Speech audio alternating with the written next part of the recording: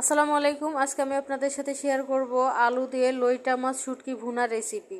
তার জন্য এখানে আমি লইটা মাছটা ছোট করে কেটে নিয়েছি।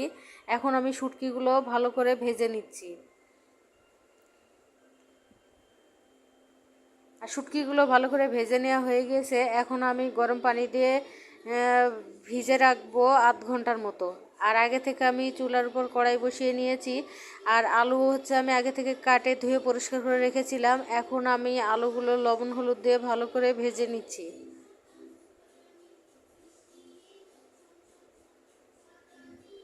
এভাবে করে আলুগুলো ভালো করে ভেজে নিতে হবে। আলুগুলো ভেজে নেওয়া হয়ে গিয়েছে, এখন আমি উঠিয়ে নিচ্ছি।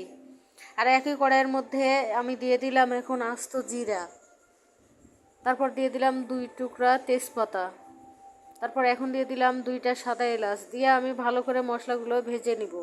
ভেজে নেওয়া হয়ে গিয়েছে, এখন দিয়ে দিলাম রসুন, পেঁয়াজ কুচি এবং কাঁচামরিচ কুচি দিয়ে এখন আমি পেঁয়াজগুলো ভালো করে নরম করে ভেজে নিব।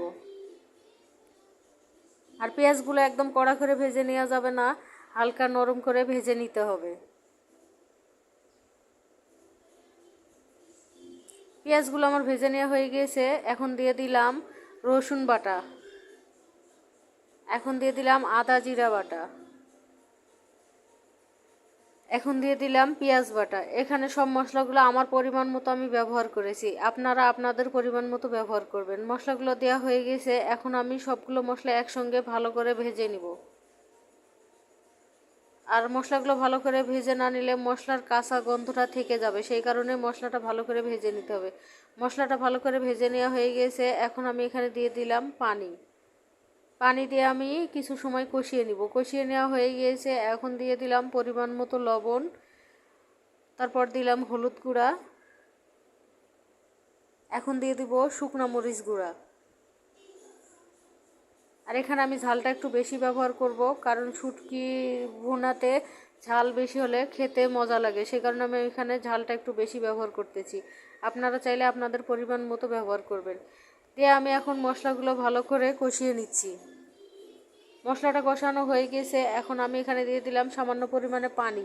পানি দিয়ে আবারও আমি ভালো করে মশলাটা কষিয়ে নিব।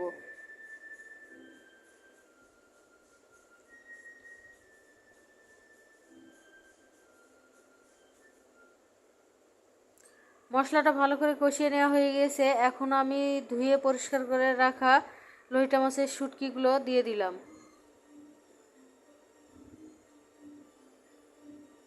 শুটকি দিয়ে এখন আমি ভালো করে কষিয়ে নিব।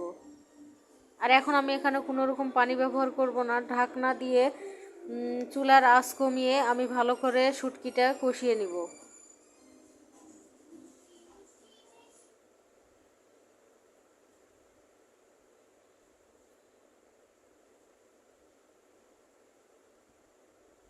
আমি কিছু সময় ধরে এভাবে করে লইটা মাছের শুটকিটা ভালো করে কষিয়ে নিব।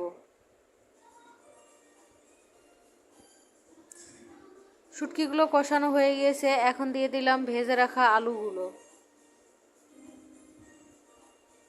আলু দিয়ে আবারও আমি ভালো করে শুটকিগুলো কষিয়ে নিব। আর আমি এখনও কোনো রকম পানি ব্যবহার করব না, ঢাকনা দিয়েই আমি চুলার জাল আস্তে করে ভালো করে কষিয়ে নিব।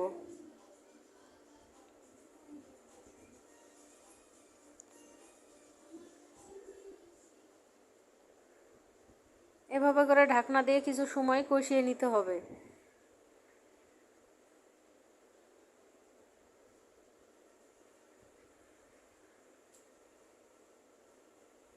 কষিয়ে নেওয়া হয়ে গেছে, এখানে আমি সামান্য পরিমাণে পানি ব্যবহার করলাম। এখন আমি পানি দিয়ে ঢাকনা দিয়ে রেখে দিব। আমি আবারও এখানে পানি ব্যবহার করলাম, করে এখন আমি শুটকিটা ভালো করে কষিয়ে নিব। আমার শুটকি রান্না হয়ে গিয়েছে, এখন আমি একটা বাটিতে উঠিয়ে নিচ্ছি।